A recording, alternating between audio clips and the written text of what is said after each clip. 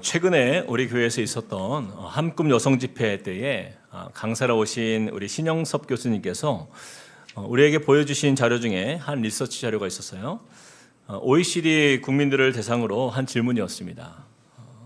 자신의 삶에 가장 중요한 의미가 되는 것은 무엇인가? 바로 이 질문에 대해서 대부분의 나라들, 예를 들어서 미국, 영국, 독일, 싱가포르, 심지어는 가까운 일본까지도 모두 자신의 삶의 가장 중요한 의미 1위를 가정이다 이렇게 대답했어요. 근데 이 대답은요 OECD 국가의 이제 대부분의 나라들의 같은 대답이었는데 유독 우리나라만 유일하게 답이 달랐다라는 거예요. 그럼 우리나라 사람들이 생각하는 가장 중요한 의미가 되는 것은 무엇인가? 그 1위가요 가정이 아니라 돈이었습니다. 저는 좀 충격을 받았습니다. 인생의 가장 중요한 의미가 돈인 나라는 우리나라가 유일했기 때문이에요. 그래서 제가 정말 이것이 사실인가 확인해 보기 위해서 여러 자료들을 좀 찾아보게 되었습니다. 그런데 우리 사회 곳곳에서 그 정황들이 여실히 드러나고 있다는 사실을 어렵지 않게 그렇게 확인하게 되었어요. 여러분들도 아시겠지만 요즘 우리나라의 청년들이요 결혼을 하지 않으려고 하거나 매우 망설인다라는 거예요. 그래서 미혼인 젊은이들을 대상으로 왜 결혼을 하지 않으려는지 그 이유를 묻는 그 설문을 해보니까 그 결과를 보니까요 미혼 남성들의 결혼을 망설이는 그 이유 1위가 가족 부양에 대한 부담 때문이다라는 거예요. 그래서 결혼을 못하겠다. 그리고 결혼을 위해서 집을 마련해야 되거나 또 혼수를 마련해야 되는 것이 부담스럽다. 그리고 자녀 양육 부담이 너무 크다. 그래서 결혼을 못하겠다.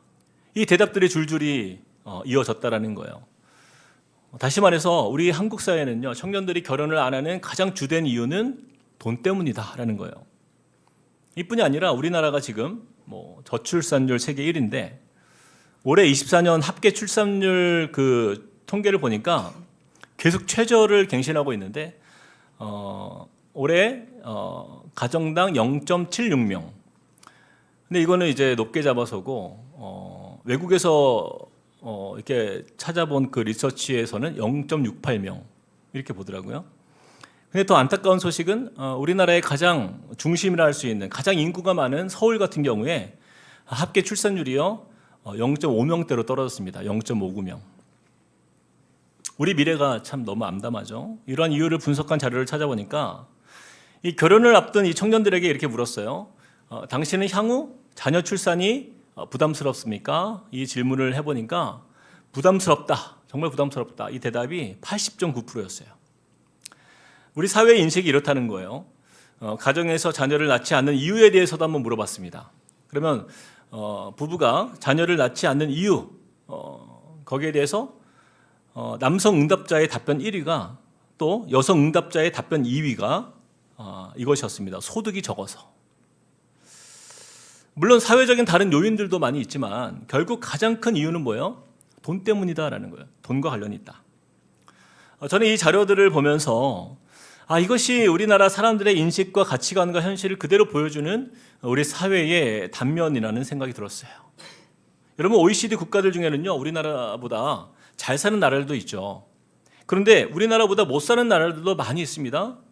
근데 왜 유독 우리나라 사람들은 다른 나라 사람들에 비해서 왜 이렇게 돈에 이렇게 집착하며 또 얽매여 사는가라는 거예요. 과연 그렇다면 우리는 얼마를 벌어야 결혼도 할 수 있고 또 얼마를 더 벌어야 아이를 마음껏 낳을 수 있으며 얼마를 더 가져야 우리가 만족하다라고 행복하다라고 말할 수가 있을까요? 여러분 잘 생각해 보세요. 우리 사회가 얼마나 돈 중심의 사회가 되었냐면 돈이 많은 사람을 보면 우리는 뭐라고 표현해요? 저 사람? 잘 산다. 잘 살아. 저 사람 잘 살아. 이렇게 말하지 않습니까? 돈이 정말 많으면 저 사람 진짜 잘 살아. 정말 잘 살아. 그리고 반대로 돈이 없으면 어떻게 돼요?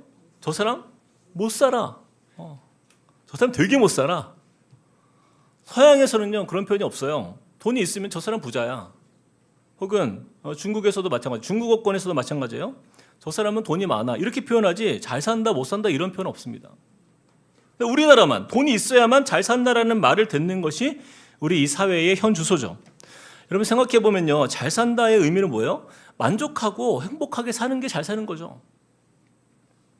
여러분 저는요, 돈은 없지만 정말 행복하게 잘 살고 있거든요. 근데 우리 사회의 기준으로 보면 저는 그냥 못 사는 사람이에요. 즐겁고 참 행복하게 살려고 우리 아이들과 또 함께 아무리 애를 써도 돈이 없으면 그냥 못 사는 사람이에요. 돈이 없다, 그냥 가난하다 하면 되는데 그 사람의 인생이 못 사는 인생으로 되어버리는 이 사회적 분위기가요, 참으로 이상하지 않습니까? 과연 이것이 정상인가라는 거예요. 우리나라의 이 편만해져 버린 이 돈에 대한 인식과 관련해서 나타나는 그 사회적 문제들에 대해서 여러 전문가들이 이렇게 분석하더라고요. 내 삶의 불만족과 불행의 원인을 재물로 보기 때문이다. 즉 돈이 있고 없음으로 행복을 판단하기 때문이라는 거예요. 사람들은 자신의 물질적 소유가 넉넉해지면 행복과 만족을 얻을 것이라는 믿음이 있다. 이것이 분석의 결과예요. 근데 여러분 이것이 우리나라의 사회적 통념이다라는 것입니다. 어느 날 제가 책을 이렇게 보다가 책 제목 중에 Rich Dad, 부자 아빠, 가난한 아빠라는 제목의 책이 시중에 나와 있는 걸 보았어요. 그럼 이 책이 베스트셀러가 되어서 20주년 특별 기념판으로 다시 재출간되었다. 제가 사보지는 않고요. 살펴보았는데 여러분 절대 사보지 마세요. 아무런 쓸데가 없습니다. 핵심은 이거예요. 나는 어떻게 하면 부자가 될 수 있을까? 이 책의 내용은 자신의 부채를 구분해서 돈 관리를 하라는 거예요. 돈을 불려주는 자산과 또 돈을 깎아먹는 부채를 지혜롭게 관리하면 우리는 부자가 될 수 있다. 그런 이야기입니다. 그런데 여러분 제목을 보세요. 제목을. 부자 아빠, 가난한 아빠. 아니 부자면 부자지 왜 거기에 아빠를 넣느냐고요. 마치 아니 부자 아빠는 유능하고 가정에 행복을 주는 아빠고 가난한 아빠는 무능하고 불행한 아빠라는 이미지로 다가오지 않습니까? 근데 이런 제목의 책들이 서점에 정말 많아요. 부자 아빠의 돈 공부, 부자 아빠의 투자 가이드, 아빠 어떻게 하면 부자가 되나요? 마치 가정의 아빠들에게 돈이 많아야만 행복한 가정을 이룰 수 있는 것처럼 그렇게 만드는 분위기가요, 너무나 자연스러운 우리 사회의 모습을 우리가 보게 되는 거예요. 제가 예전에 섬겼던 교회에서 한 아이가 아파트에서 왕따를 당했어요. 여러분 그 아이가 왕따를 당한 이유가요, 너무 황당해요. 아파트에서 아이들이 놀려고 이렇게 모여 있는데 이 아이들 다른 아이들이 처음 본 아이니까 이게 물어볼 수 있잖아요. 너 어디서 왔어? 어디서 살아? 근데 거기에서 질문이 황당한 질문을 받은 거예요. 너네 집 자가야 전세야? 그래서 얘가 전세일걸? 그랬더니 그래? 그럼 너랑은 못 놀겠다. 그런 거예요. 따돌렸다라는 거예요. 이 아이가 이 일로 너무나 큰 상처를 받은 거예요. 제가 그 이야기를 듣고는 정말 충격을 받았어요. 아니 무슨 초등학생들이 집이 작아고 전세고 뭐가 중요합니까? 여러분 다 그 부모가 가진 돈에 대한 그 가치관이 아이들에게 전수되어서 영향을 준 거 아니에요? 이 부자 아빠, 가난한 아빠 이런 책들, 그런 영향들을 받아서 양산된 이 세대의 결과들이 우리 자녀 세대에 고스란히 넘어간 거죠. 이뿐이 아니에요. 최근에 제가 뉴스를 보는데 장애인 학생들을 위한 그 특수학교를 지으려고 하는데 그 근처 아파트의 주민들의 반대로 인해서 이 특수학교를 못 짓고 계속 지연되고 있다라는 그 뉴스가 나왔어요. 근데 왜 반대하는지 그 이유를 보니까 이 특수학교가 들어오면 뭐가 떨어져요? 집값이 떨어진다라는 거예요. 그래서 못 짓게 막 주민들이 나와서 항의하고 못 지었어요. 그런 가운데 그 한 장애인 자녀를 둔 한 어머님이 제발 학교를 짓게 해달라고 눈물을 흘리면서 인터뷰하는 내용을 제가 보았어요. 근데 그 반대하는 사람들 제가 보니까 너무 화가 나더라고요, 마음이. 아니 본인들 가정에 장애인 자녀가 있다라고 한다면 이렇게까지 반대할 수 있겠냐는 거예요. 도대체 이 사회가 얼마나 돈에 미쳐 있으면 그런 말도 안 되는 갑질들이 판을 치는 그런 세상이 되었을까? 여러분 너무 안타까운 모습을 보게 되는 것입니다. 자, 그렇다면 이렇게 돈이 우상이 되어버린 나라, 마치 돈이 없으면 아무것도 할 수 없다라는 인식이 팽배한 우리나라는 과연 소망이 없는가? 저는요 소망이 있다라고 믿습니다. 여러분 우리나라에는요 다른 나라에서는 찾아볼 수 없는 우리의 유일한 희망, 그것이 하나 있어요. 그것은 바로 교회이자 우리 크리스찬입니다. 24년 기준 우리나라의 기독교 인구가요 876만 명이에요. 우리나라 인구의 17%가 크리스찬입니다. 근데 이 나라에 그 크리스찬들이 있기 때문에 만약에 이들이 돈에 대하여 가치관을 바로 세우고 그렇게 돌이키는 나라, 그래서 우리 자녀들에게 그런 바른 돈에 대한 인식을 심어줄 수 있는 바른 물질적 가치관을 가진 우리들이 된다고 한다면 이 나라에 변화될 수 있어요. 근데 이 말을 다시 말하면 그동안 이렇게 많은 기독교 인구가 있었음에도 불구하고 우리가 그동안 물질에 관하여 얼마나 선한 영향력을 드러내지 못하고 살아왔는가, 우리가 좀 반성하고 또 회개할 영역인 것은 분명한 것입니다. 우리 그리스도인들 역시도 말로는 하나님 말씀 따르며 살겠다고 하지만 그리고 우리도 돈이 전부가 되어버린 이 나라가 이렇게까지 오는데 어느 정도 일조하며 살아오지 않았냐라는 거예요. 자, 그렇다라고 한다면 이제라도 우리가, 우리 한국교회가, 그리고 우리 그리스도인들이 마음을 새롭게 하고 각성하고 회개해서 다시 바른 하나님의 말씀 앞에서 우리가 변화되기를 힘쓴다라고 한다면 저는 이 나라의 어두운 미래가 바뀔 수 있고 또 우리 다음 세대에게도 돈이 전부가 아니라는 것을 증명할 수 있는 그러한 나라로 변화될 수 있다고 믿습니다. 오늘 본문 배경을 보면요, 그리스도인들이 가져야 할 물질적 가치관에 대한 예수님의 명확한 가르침을 보여주시는 말씀이에요. 먼저 우리가 성육신하신 예수님의 삶을 좀 우리가 먼저 기억해 보길 원합니다. 여러분, 우리는 예수님의 그 탄생 때의 그 첫 시작을 우리가 알죠. 예수님께서 이 땅에 인간의 몸으로 오실 때에 그때의 모습을 우리가 잘 생각해 봅시다.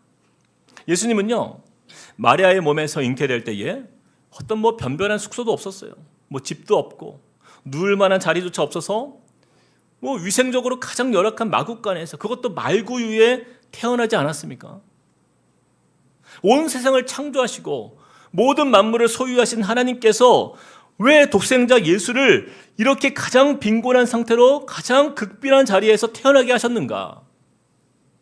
여러분, 아무리 보아도 이것은요, 하나님의 분명한 의도와 특별한 하나님의 계획이 담겨 있다라고밖에 보여지지가 않는 거예요. 그것은 무엇입니까? 결코 돈과 물질이 복의 기준이 아니다라는 메시지가 그 안에 있는 거예요. 예수님은요, 성인이 돼서 제자들을 이끌고 하나님의 나라를 증거하는 삶을 사시는 그 공생의 시절에서도 그 메시지가 동일했고 분명했습니다. 예수님은요, 여우도 굴이 있고 공중의 새도 집이 있으되 인자는 머리 둘 곳이 없도다 늘 말씀하시면서, 부모였던 요셉과 마리아로부터 무슨 상속받은 땅이 있었습니까? 무슨 취득할 만한 재산이 있었습니까? 그냥 가난한 삶을 이어가신 거예요. 그런데요, 우리가 이렇게 생각해 볼 수도 있잖아요. 예수님께서 하나님의 아들답게 큰 부자의 모습으로 사역하셨으면 세상이 더 주목하고 그 말씀이 더 영향력 있고 더 많은 나라의 권세들에게 또 예수님의 말씀 앞에서 더 그들이 귀 기울이지 않았을까, 이렇게 생각해 볼 수도 있을 것 같아요. 그런데 예수님은 왜 그렇게 하지 않냐라는 거예요. 마태복음 6장 24절 말씀 우리 같이 한번 읽어봅시다. 시작. 한 사람이 두 주인을 섬기지 못할 것이니 호기를 미워하고 저를 사랑하거나 호기를 중히 여기고 저를 경히 여김이라. 너희가 하나님의 재물을 겸하여 섬기지 못하느니라. 아멘. 물론 재물 자체가 악한 것은 아닙니다. 하지만 재물의 유혹이 심히 커서 우리에게 무엇이 될 수 있다는 거예요? 재물이 우리에게 하나님과 같은 존재, 즉 우리에게 우상이 되어서 사람들이 그 재물에 눈이 어두워 그것을 섬기는 대상이 될 수 있기 때문인 거예요. 그래서 예수님은요, 우리에게 재물이 우상이 되지 않도록 수없이 경고하셨고 그것을 삶으로 증명하신 거예요. 예수님께서 광야에서 40일을 금식하실 때에 마귀가 나타나서 예수님을 시험하지 않습니까? 그때 두 번째 시험이 무엇이었어요? 누가복음 4장 7절에서 8절. 그러므로 내가 만일 내게 절하면 다 내 것이 되리라. 예수께서 대답하여 이르시되 기록된 바 주 너의 하나님께 경배하고 다만 그를 섬기라 하였느니라.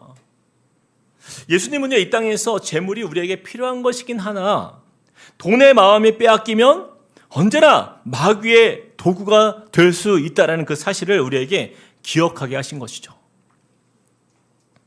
그러나 예수님의 이 가르침에도 불구하고 이 마귀의 시험에 넘어간 사람이 있었어요. 그 사람이 누구였습니까? 그렇죠. 예수님의 12 제자 중 한 사람이었던 가룟 유다였어요. 이 가룟 유다의 마음에는요, 두 주인이 있었어요. 그리고 결국 최종적으로 그의 선택은 무엇입니까? 예수님이었어요? 재물이었어요? 재물이었잖아요. 예수님과 지내보니까 자신의 인생에 그 성공과 재물을 얻을 줄로 기대했는데 예수님이 내 인생에 별로 도움이 되지 않는다라는 사실을 깨닫게 되자 그는요, 은 30개의 예수님을 유대의 제사장들에게 팔아 넘긴 거예요. 여러분, 은 30개 지금 돈으로 환산해 보면요, 한 900만 원 정도 된다고 합니다. 그 돈에 예수님 팔은 거예요. 예수님의 제자였던 가룟 유다가 예수님을 떠난 가장 큰 이유가 무엇 때문에? 돈 때문이었다라는 거예요. 여러분, 이것을 우리가 기억한다라고 한다면 이 사단 마귀가 이 돈을 가지고 얼마나 이 사회와 우리를 강하게 미혹하고 농락하고 시험을 주고 또 복음으로부터 멀어지게 하는지, 우리 역시도 깨어있지 않으면 이 가룟 유다처럼 돈 때문에 변질될 수 있다는 사실을 우리가 깊이 깨달아야 하는 것입니다. 예수님께서는요, 바로 이 재물의 문제, 이 돈 때문에 사람들이 시험에 들지 않기 위해서 예수를 따르는 사람들에게 또 제자들에게 그 어떠한 불필요한 세상적 기대감을 주지 않도록 하기 위해서 처음부터 가난한 자의 자리에서 복음을 전하는 삶을 사셨던 거예요. 그리고 또 한 가지 중요한 사실을 가르치셨는데 바로 이것입니다. 사람의 생명은 그 소유의 넉넉함에 있지 않음을 가르쳐 주시기 위함인 것이었어요. 여러분, 예수님께서 보여주신 오늘 본문에 등장하는 이 부자의 모습을 우리가 좀 생각해 봅시다. 이 부자는요, 그는 그 밭의 소출이 너무나 풍성해서 돈을 많이 벌게 되었다라고 해요. 이 일이 얼마나 기쁜지, 세상을 다 얻은 것 같은 마음으로 곡식 쌓을 곳을 고민하지 않습니까? 이 부자의, 지금 말씀에 나오는 이 부자의 유일한 고민은 뭐예요? 이 곡식을 도대체 어디다 쌓아둘까, 그 고민밖에 없어요. 그래서 곡간을 헐고 더 크게 짓는 것으로 그걸 결정합니다.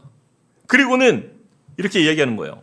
여러 해 쓸 물건이 풍족하니 이제 마음껏 쉬고 먹고 마시고 즐거워하자 외칩니다.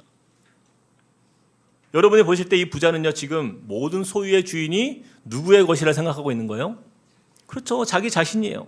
자신이 주인이라 여기며 사는 거예요. 자, 그런데 여러분, 바로 이 모습이 지금 우리가 사는 이 사회의 모습과 너무나 같지 않습니까? 곡식을 쌓을 곳이 없는데도 더 쌓을 곳을 위해서 곡간을 헐고 다시 크게 짓는 그 모습들이요, 어떤 나누거나 베풀거나 섬김의 모습 전혀 보이지 않아요. 그저 내 삶이 풍족하기를 바라면서 그 돈으로 마음껏 쉬고 먹고 마시고 즐거워하는 것, 그 인생을 그렇게 플렉스하는 것, 자랑하고 이런 것으로 즐기는 것이 꿈이 되어버린 이 사회의 워너비와 같은 모델. 그 사람이 부자잖아요, 지금. 그 사람의 유일한 고민은요, 이 재산, 이걸 내가 어떻게 누릴 것인가에 대한 고민밖에 없는 거예요. 여러분, 요즘 사람들의 꿈이 뭡니까? 부자처럼 빨리 돈을 많이 벌어서 빨리 은퇴하는 거예요. 빨리 은퇴하는 거. 돈 많이 벌어서 빨리 은퇴해서 남은 여생을 이 부자처럼 마음껏 쉬고 먹고 마시고 즐거워하는 것으로 내 인생, 나머지 인생을 보내는 거. 자, 그런데 지금 그가 모르고 있는 중요한 한 가지가 무엇이에요? 그 생명의 주인이 누구인가라는 것이에요. 우리 함께 20절 말씀을 읽어봅시다. 시작. 하나님은 이르시되 어리석은 자여, 오늘 밤에 내 영혼을 도로 찾으리니 그러면 내 준비한 것이 누구의 것이 되겠느냐. 자, 그는요, 자신이 얻고 싶은 부를 드디어 얻었어요. 그리고 이제부터 인생의 낙을 누릴 것을 기대하며 부푼 꿈을 안고 즐거워했던 그 부자, 그렇게 흐뭇해하는 그 부자가 깨닫지 못하고 있었던 것이 무엇이에요? 바로 그날 밤에 그 영혼을 취하시는 그 하나님이 계시다는 사실을 모른 채 자신의 돈이 행복을 줄 것이라 착각에 빠져 있는 거예요. 결국 그날 밤에 그 인생의 끝이라는 사실조차 모르고 행복해하는 이 부자의 무지함, 가장 안타까운 비극을 맞이하는 사람인 거예요. 여러분, 이 말씀의 핵심이 무엇입니까? 너를 행복하게 해줄 것이라 여기는 그 돈과 재물들, 그 모든 것을 헛된 것으로 만드실 수 있는 하나님이 계심을 너는 왜 모르는가라는 거예요. 결코 돈으로 인생의 행복을 살 수 없다라는 것입니다.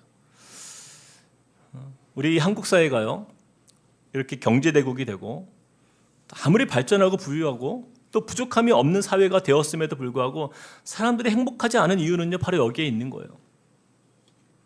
여러분 보세요. 이 땅에 5만여 한국교회가 있다고 말합니다.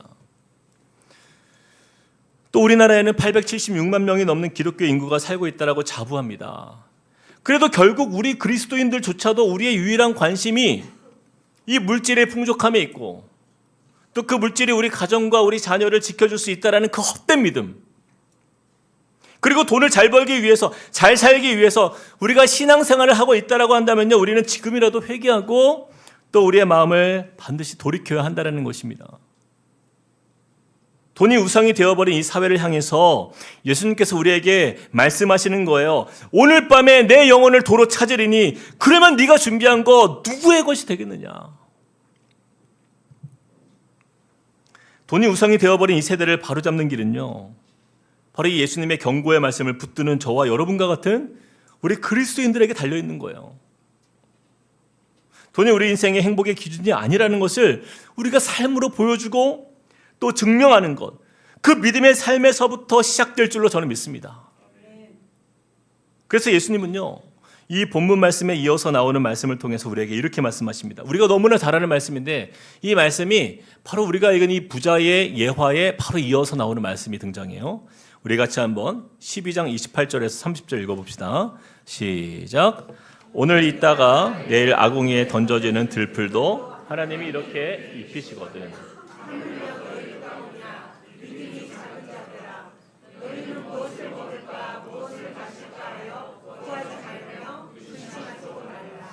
이 모든 것은 세상 백성들이 구하는 것이라. 너희 아버지께서는 이런 것이 너희에게 있어야 할 것을 아시느니라. 여러분, 이 말씀이 무엇을 의미해요? 돈이 없으면 불행하고 불안해하는 우리를 위해서 주님 말씀하십니다. 너에게 필요한 돈 하나님께서 이미 다 아신다라는 거예요. 그러니 너희가 그저 돈 때문에 매여서 막 염려하고 걱정하지 말라는 거예요. 그런 근심, 그 염려 속에 살아가는 우리를 향하여서 주님이 안타까운 말씀으로 말씀하십니다. 이 믿음이 작은 자들아, 믿음이 작은 자들아, 돈 걱정으로 결혼 못한다 말하지 말아라. 돈 걱정으로 아이를 낳지 못한다 말하지 말아라는 거예요. 돈 걱정으로 행복할 수 없다라고 말하는 이 세대, 너에게 필요한 것은 하나님이 이미 다 알고 계신다라는 거예요. 너희의 그것으로 염려하지 말고 우리의 공급자가 되시는 하나님을 너희가 믿어봐라 말씀하는 거예요. 자, 그러면 하나님의 사람이 구해야 하는 것은 무엇입니까? 31절 우리 같이 읽어봅시다. 시작. 다만 너희는 그의 나라를 구하라. 그리하면 이런 것들을 너희에게 더하시리라. 이 땅의 것은 하나님께서 채워주실 테니 그것을 믿고 하늘의 것을 사모하는 자, 하나님은요 그에게 필요한 것을 다 더해 주시겠다고 약속하고 있는 거예요.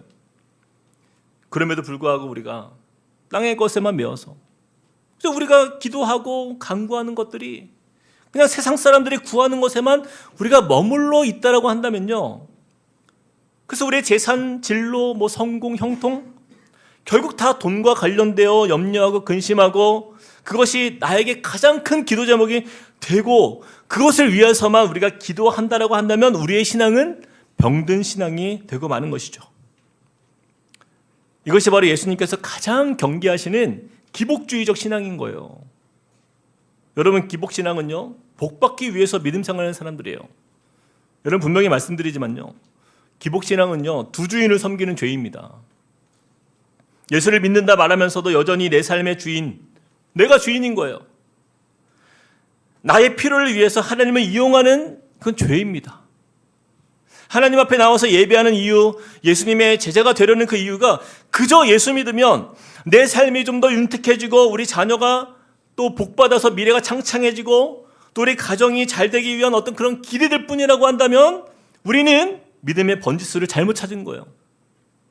그 사람이 과연 이 가룟 유다와 무엇이 다르냐라는 것입니다. 예수님께서 우리에게 이렇게 말씀하세요. 30절 우리 같이 읽어봅시다. 30절 시작. 이 모든 것은 세상 백성들이 구하는 것이라. 너희 아버지께서는 이런 것이 너희에게 있어야 할 것을 아시느니라. 저는요 지금 우리가 돈 자체가 필요 없다라는 어떤 금욕주의를 말씀드리고 있는 것이 아니에요. 여러분 오해하시면 안 됩니다. 돈 자체가 나쁜 게 아니에요. 돈은요, 악한 것도 아니고 선한 것도 아니에요. 돈 자체가 우리에게 복을 주거나 화를 주는 것이 아니라 돈에 대한 우리의 태도와 마음의 자세가 저와 여러분에게 화가 될 수도 있고 복이 될 수도 있기 때문이에요. 여러분 사단 마귀는요, 그렇게 이 돈에 대한 환상을 우리들로 하여금 갖게 해서 이 욕심과 탐심의 덫에 걸려 넘어지도록 우리를 미혹하고 있는 것에 우리가 넘어지면 안 된다는 거예요. 그래서 예수께서 우리에게 어떻게 경고하세요? 누가복음 12장 15절 말씀에 이렇게 말씀해요. 그들에게 이르시되 삼가 모든 탐심을 물리치라. 사람의 생명이 그 소유에 넉넉한 데 있지 아니하니라. 마귀는요, 우리에게 끊임없이 이야기합니다. 세상의 행복이 그 소유에 넉넉한 데 있다. 그렇게 우리를 속이려 합니다. 그러나 예수님은요, 그 소유의 넉넉함으로 자신의 자랑을 삼거나 하나님이 아닌 그 재산의 그것으로 인하여서 우리가 평안을 추구하는 것, 바로 이것이 탐심이다 말씀하세요. 근데 그 성경에서 탐심은 곧 무엇이라 말씀합니까? 골로새서 3장 5절 말씀을 보니까 탐심은 곧 우상숭배니라. 우리가 지난주에 말씀을 통해서 보았지만, 여러분 에베네셀의 하나님 역사를 살펴보았지만요, 이스라엘 과거에 이 블레셋에게 치욕스러운 패배를 당하고 또 능욕을 당했던 이유가 무엇이었어요? 하나님 섬긴다 했지만 동시에 바알과 아스다롯을 섬겼던 그 우상숭배가 원인이었어요. 이와 마찬가지입니다. 현재 저와 여러분이 살고 있는 이 나라의 우상이 과연 돈이 아니라고 누가 장담할 수 있을까요?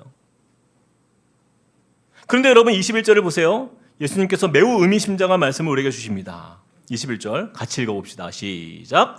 자기를 위하여 재물을 쌓아두고 하나님께 대하여 부여하지 못한 자가 이와 같으니라.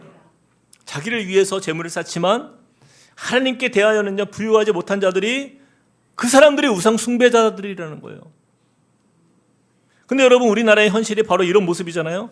자기를 위해서는 많은 재물을 쌓아두길 바라고 하나님 앞에서는, 하나님의 말씀 앞에서는 부유하지 못한 나머지 너무나 빈곤한 그런 영양실조에 걸려있는 이 나라의 현실. 여러분 우리가 국민의 한 사람으로서 이 공동체적 책임감을 가지고 우리에게 찔림이 있어야 돼요. 저는 이것이 바로 저와 여러분의 기도 제목이 되어야 된다고 믿습니다. 우리 가정이, 또 우리 세대가, 또 이 나라가 그저 돈에 대한 탐심으로 가득해서 탐심이 우상이 되어서 결국 세상 사람이든 그리스도인이든 그냥 뭐 다 똑같이 그저 이 땅에 재물 쌓기에 급급한 세대로 변질된 이 만몬의 우상이 편만한 그런 이 나라 위에 여러분 하나님의 진노가 임하는 것은요, 이상한 게 아니에요. 우리가 더 늦기 전에 우리의 물질의 가치관이 변화되기 위한 기도가 절실하게 필요한 것이죠.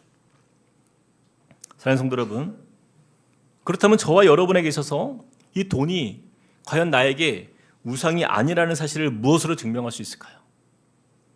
그것은요, 하나님의 뜻과 하나님의 방법대로 재물을 얻고 또 하나님의 뜻과 하나님의 방법대로 그렇게 쓰고 있는가를 우리가 살펴봐야 되는 거예요.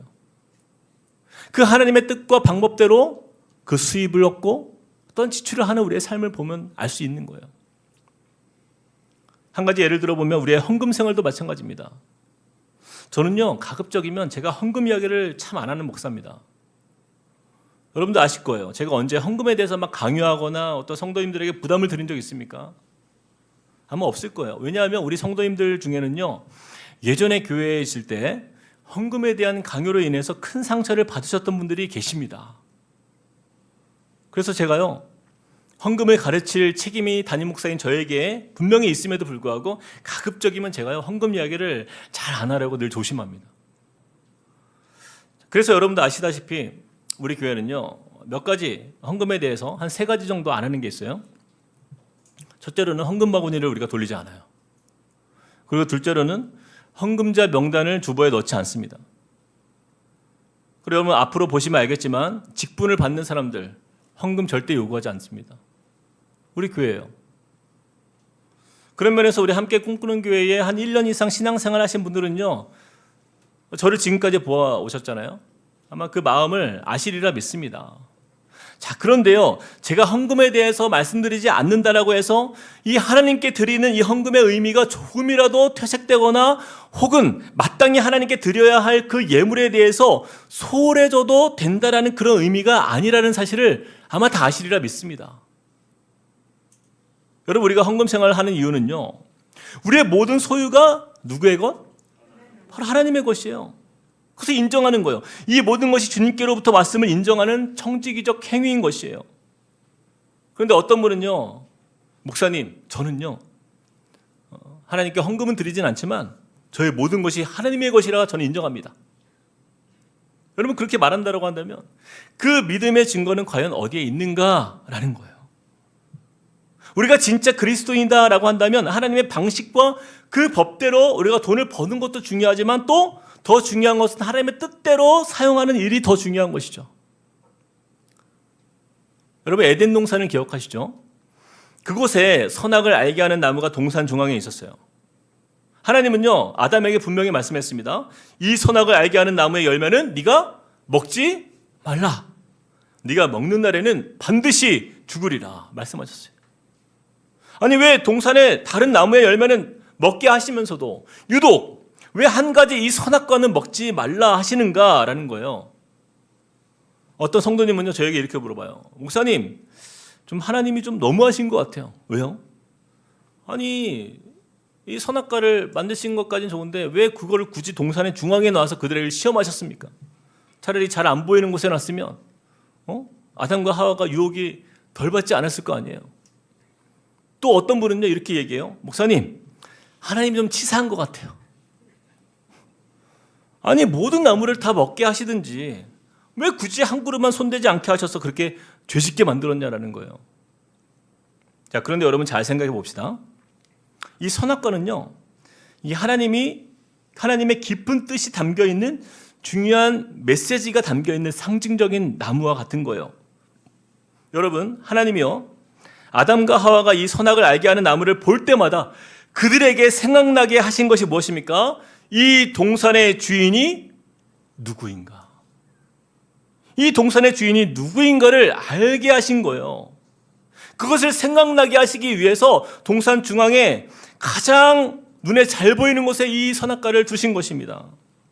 그들이 이 동산 중앙에 있는 선악과를 보면서 우리를 창조하신 하나님이 계시다라는 바로 그 사실, 동산의 주인이 계시다라는 바로 그 사실을 이 선악과를 볼 때마다 생각나게 하신 거예요. 여러분, 만약에 하나님께서 아담과 하와가 이 에덴 동산의 모든 나무의 실과를 다 먹을 수 있게 두셨다라고 한다면 그들의 생활 속에서 그들이 창조주를 기억할 수 있을까요? 아니죠. 시간이 지나고 세월이 흐르면서 그 처음 마음들 점점 사라지고 후에는 마치 내가 동산의 주인이지, 내 마음대로, 내 생각대로, 내가 좋은 대로 그 에덴 동산을 다스릴 거예요. 우리는 선악과를 보면서 생각해야 되는 거예요. 맞아, 나의 주인은 하나님이시지. 나를 지으신 하나님이 계시지. 이 모든 것을 나에게 허락하신 그분이 계시지. 우리의 존재를 인식하고 인정할 수 있게 되는 것이에요. 그래서 선악과는요, 가장 잘 보이는 동산 중앙에 있어야만 했던 것입니다. 여러분, 우리가 헌금을 드리고 11조를 드리는 것도 마찬가지예요. 11조와 헌금은요, 돈이 나에게 우상이 아닙니다라는 것을 확인하는 자리예요.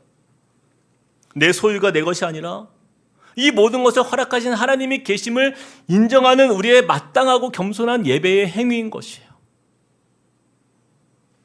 나에게 가정을 주시고 직장을 주시고 건강을 주시고 물질을 주신 하나님께 감사하면서 주님이 나의 하나님 되십니다. 바로 이 고백인 것이에요. 그러나 혹시 여러분 중에요, 이전에 교회에서 막 재정의 문제로 상처를 받아서 지금 듣고 있는 이 말씀조차 마음이 막 정말 힘이 드신 분이 계시거나 혹시라도 과거에 있었던 예전의 교회 상처로 인해서 나는 아직 이 교회를 믿지 못하겠다, 어떤 그런 불신의 마음이 있는 분들이 계시다면요, 그런 분은요, 본인이 생각할 때 가장 건강해 보이는 그 교회에 가서 헌금과 11조를 드리셔도 전혀 문제가 없어요. 그러나 여러분, 그런 특별한 사연이 있는 분이 아니라면요, 그 액수가 아무리 작아도 상관없습니다. 괜찮아요. 10분의 1이 아니라 20분의 1, 30분의 1도 좋습니다. 나에게 돈이 우상이 아니라 오직 하나님만이 나의 주인이시며 이 모든 것을 주님이 나에게 주셨습니다 라는 그 믿음의 고백이 우리 물질이 쓰이는 곳에서 반드시 나타나야 한다는 거예요. 돈이 우상이 되어버린 이 세대 속에서 가장 먼저 하나님 앞에서 물질의 거룩함을 회복하시길 축복드립니다. 하나님께서요, 우리에게 재산을 주신 것은요, 절대로 그것을 우리가 그 부자처럼 그 곡식 쌓을 곳이 없는데도 그냥 그 곡식을 그냥 내가 욕심내서 다 그냥 내 것으로 채우는 것, 그래서 내 곳간을 더 크게 짓고 오로지 내 것만을 채우는 데 있지 않습니다. 그럼 돈은요, 움켜쥐는 것이 아니라 가장 의미 있는 곳에 흘려보내는 것이에요. 이것이 성경적인 청지기적 삶인 거예요. 내 이웃을 내 자신과 같이 사랑하라. 예수님의 계명은요, 우리가 가진 재물이 이 사랑의 실천의 도구가 되어서 우리 이웃을 위해서 쓰이는 바로 그곳에서 또한 삶으로 증명되어야 하는 것이에요. 이를 통해서 무엇이 나타나기 때문에? 하나님의 영광이 나타나기 때문이에요. 여러분, 우리 삶의 목적은 무엇입니까? 저를 한번 따라해 봅시다. 먹든지 마시든지 무엇을 하든지 다 하나님의 영광을 위하여 하라. 그렇습니다. 우리의 행복은요, 하나님의 뜻대로 사랑하는 그 자리에서 얻는 바로 그 은혜로 누려지게 되는 것이에요. 하나님께서 나에게 허락하신 모든 돈과 이 물질들을 통하여서 하나님께 영광이 되도록, 또 높은 곳에서 낮은 곳으로 흘려보내는 바로 그 사람, 그 사람이 주인의 마음에 합한 청지기가 되는 것입니다. 그 안에서 우리가 진정한 행복을 경험하게 되는 줄로 믿으시길 축복합니다. 우리 마지막으로 신명기서 33장 29절을 함께 읽어보겠습니다. 같이 읽겠습니다. 시작. 이스라엘이여, 너는 행복한 사람이로다. 여호와의 구원을 너같이 얻은 백성이 누구냐? 그는 너를 돕는 방패시요 내 영광의 칼이시로다. 내 대적이 내게 복종하리니 내가 그들의 높은 곳을 밟으리로다. 아멘. 주님 말씀하시죠. 너는 행복한 사람이라. 누구로 인해서? 여호와 하나님이 너와 함께 하시기 때문에. 여러분, 돈으로 행복을 논하는 이 우상의 세대를 거부하고 모든 걱정과 염려로부터 우리를 자유케 하시는 우리 하나님, 그분의 그 도우심의 은혜 안에서 여러분 감사와 만족을 찾으시는 우리 모두가 되기를 주님의 이름으로 축복드립니다. 우리 같이 들은 말씀 기억하면서 함께 찬양하겠습니다. 나의 모습, 나의 소유, 주님 앞에 드립니다. 우리 고백을 통해서 주님, 내 생명의 주인 되신 하나님, 내가 내 주인의 자리가 아니라 내 삶의 주인, 내 삶의 모든 것 주님의 손에 있습니다. 주님의 피조물로서, 또 주님의 자녀로서 우리의 모든 마음을 주 앞에 드립니다. 우리 같이 한번 고백하며 찬양할까요? 나의 모습, 나의 소유.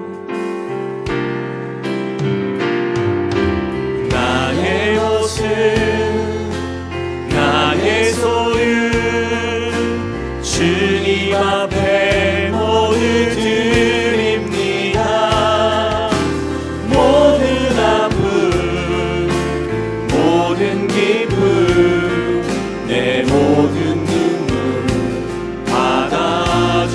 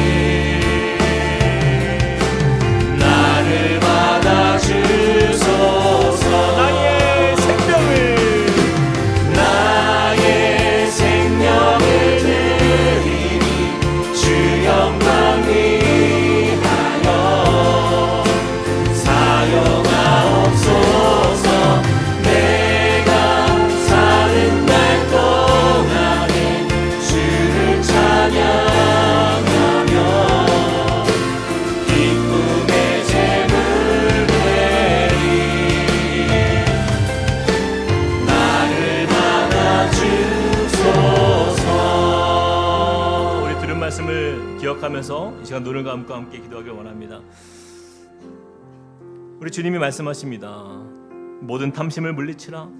사람의 생명이 그 소유에 넉넉한 데 있지 아니하니라.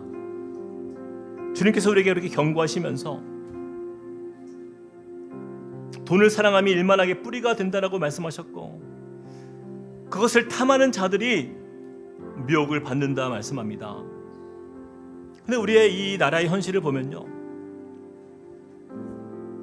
너무나 안타깝지만 우리가 돈을 얼마나 사랑했는가.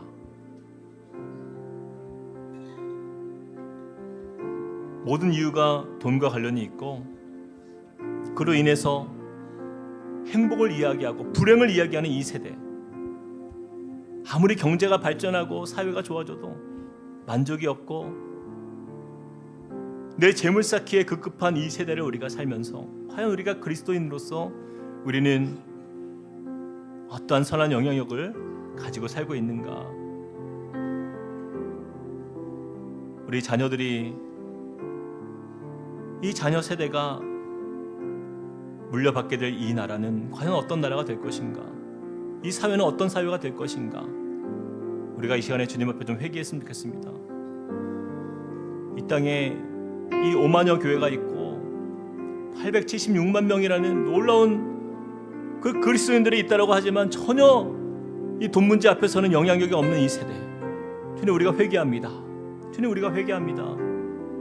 주님 앞에 바른 물질적 가치관을 가지고, 주님 이 모든 것 주님의 것인데 우리가 여기에 얽매여 살았던 우리 인생의 이 완악한 마음들, 돈이 우상이 되어버린, 그래서 두 주인을 섬겨왔던 우리의 마음들 이 시간 내려놓습니다. 성령의 불로 우리의 마음에 헛된 것 태워주시고, 주님 이 시간 다시 우리가 정결한 마음으로 주님 앞에 바로 서는 우리 모두가 되게 해달라고 우리 같이 한번 기도하며 나가시겠습니다. 사랑과 은혜 하나님 주님을 의지합니다.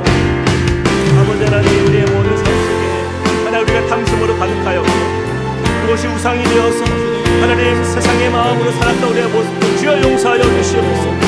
하나님 그 소유에 넉넉한 데 있지 않다라고 말씀하시는데, 하나님 그러나 우리는 그 말씀을 들으면서도 마치 가룟 유다처럼 하나님 재물을 사랑하였던, 하나님 그것이 우리의 모습이 아닙니까?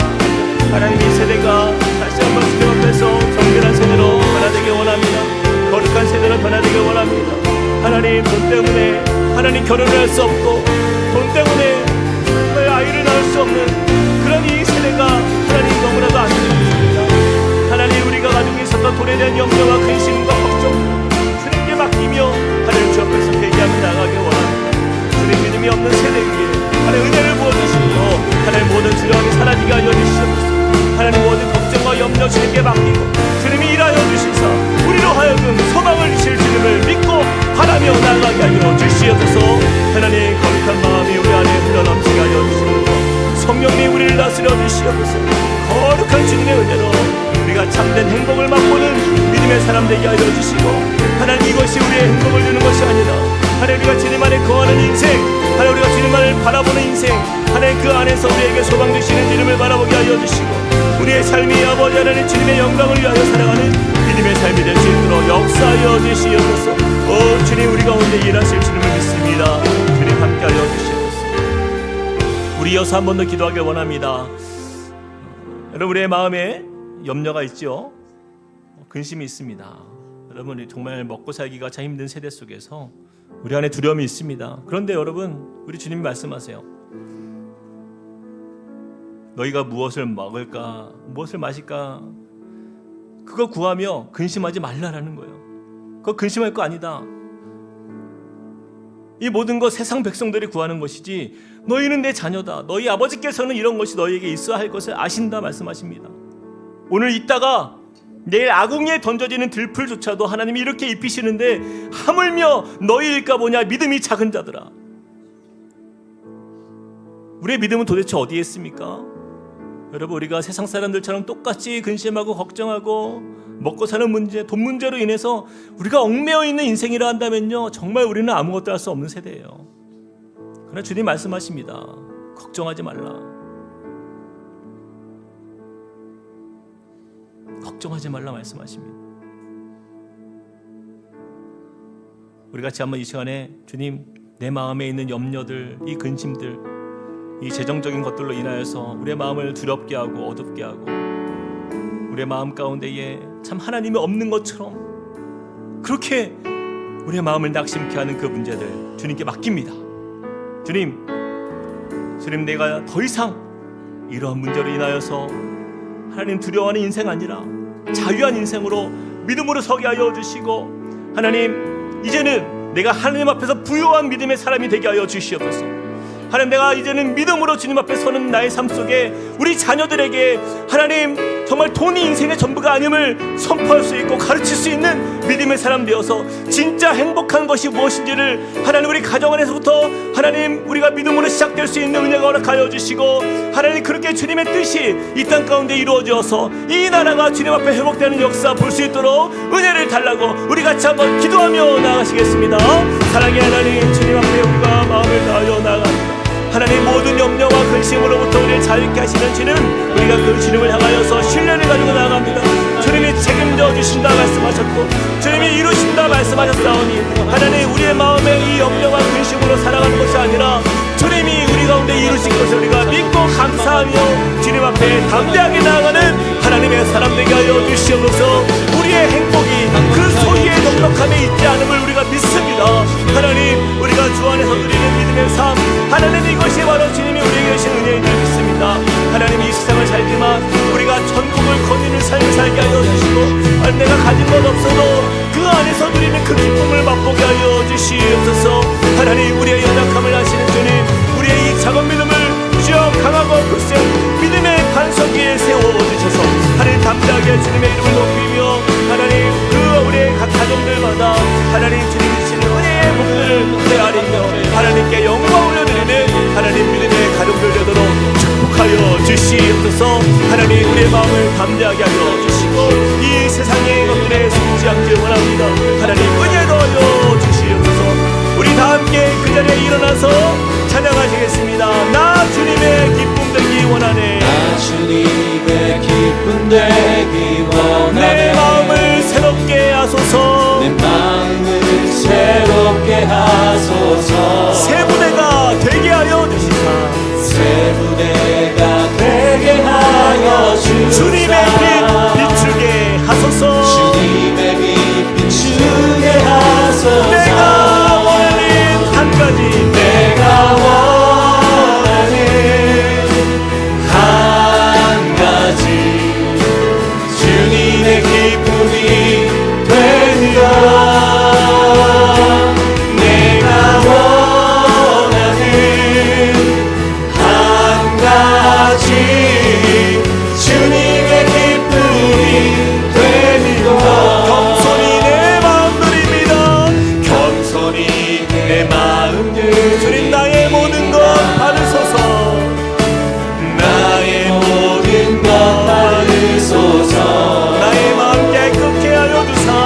나의 마음 깨끗게 씻어 주사. 주의 길로 행하게 하소서. 우리가 행하게 믿음으로 하소서. 원합니다. 내가 원하는 한 가지, 내가 원하는 한 가지, 주님의 기쁨이 되리라. 내가 원하는 한 가지, 주님의 기쁨이 내가 원하는 되리라. 한 가지, 내가 원하는 한 가지, 주님의 기쁨이 되리라. 내가 원하는 한 가지, 주님의 기쁨이 되리라. 주가 일하시네. 주가 일하시네. 주가 일하시네. 주께 아끼지 않는 자에게 주가 일하시네. 주가 일하시네. 주가 일하시네. 신뢰하며 걷는 자 주가 일하시네. 주가 일하시네.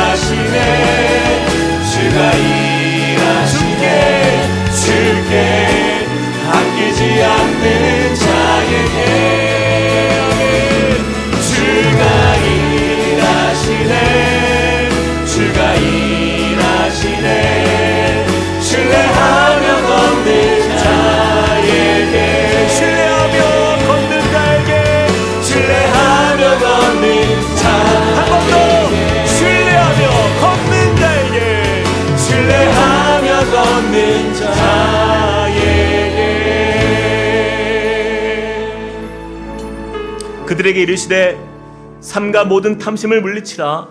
사람의 생명이 그 소유에 넉넉한 데 있지 아니하니라. 주님 감사합니다. 참 우리의 삶을 돌아보면 우리가 예수를 믿고 또 주님 안에 거하지만 참 내 마음의 비밀의 방처럼 하나님 이것만큼은 내가 하나님의 뜻보다 내 생각과 또 세상의 영향 속에서 나를 위하여 쌓아두었던 것들이 참 많았습니다. 주님, 그러나 아버지 하나님, 주님 앞에 부여하지 못한 자가 이와 같이 되리라 말씀하신 것처럼 우리 이 나라의 현실을 바라볼 때에 참 하나님, 이 돈 문제 앞에서 너무나도 쉽게 무너지고 힘이 없고 연약하고 그것이 어느덧 우상이 되어버린 이 사회를 봅니다. 이 나라에 5만여 교회가 있다고 하고 또 870만 명이 넘는 그리스도인들이 있다고 하지만 이 돈 문제만큼은 조금도 아무런 영향력을 줄 수 없는 그런 이 세대가 되었다고 한다면, 그래서 아버지 하나님, 결혼을 할 수 없고 자녀도 낳을 수도 없고 우리가 돈을 무서워하고 그 안에서 벌벌 떠는 삶을 살다고 한다면 하나님, 우리가 어떻게 이 세대가 바른 길을 걸어가는 세대라고 말할 수가 있을까요? 주님, 우리를 긍휼히 여겨 주시옵소서. 우리의 믿음 없음을 용서하여 주시옵소서. 주님, 우리가 먼저 주님 앞에서 깨어있기를 원합니다. 그 돈 문제보다 더 크신 하나님이 우리와 함께 하시고 너희가 염려하지 말라 말씀하시는 주님, 그것으로 근심하지 말라 말씀하시는 주님, 그것은 세상 백성들이 구하는 것이라. 들풀도 입히시는 하나님께서 하물며 너희일까 보냐, 주님이 우리를 책임지신다 말씀하시는데 우리는 하나님께 소망을 두지 아니하고 우리가 세상의 것에, 이 돈 앞에 세상의 소망을 두었던 우리의 모습들 주님 용서하여 주시옵소서. 주님, 우리가 깨어서 돌이키는 가운데 우리 자녀 세대가 소망이 있는 세대가 될 줄 믿습니다. 이 나라가 변화되어 주님 앞에 돌아오는 날이 또 우리 가운데 이루어질 줄 믿습니다. 주님, 우리가 깨어있기를 원합니다. 주님, 우리 가운데에 하나님, 주님의 뜻과 하나님의 방법대로 물질을 소유하게 하시고 또 하나님의 거룩하신 뜻과 방법대로 어떤 그것을 소비할 수 있는 은혜 주셔서 하나님, 이 나라가 돈이 우상이 아닌 하나님을 섬기는 나라로 변화되고 우리 각 가정들이 주님의 살아계심의 역사를 경험하는 은혜로운 믿음의 가정들 될 수 있도록 축복하여 주시옵소서. 이제는 우리 주 예수 그리스도의 은혜와 하나님 아버지의 크신 사랑과 성령님의 감동, 감화, 교통하심이 오늘 말씀을 통하여서 이제는 자기를 위하여 재물을 쌓아두는 것에 삶의 목적이 있는 것이 아니라 하나님 앞에 부유한 인생으로 살기로 결단하며 주님의 뜻과 방법대로 믿음으로 살기로 결단하며 나아가는 주님의 백성들, 가정들 그 머리 위에, 그리고 함께 꿈꾸는 교회 위에 이제로부터 영원토록 함께 하시기를 간절히 축원하옵나이다. 아멘.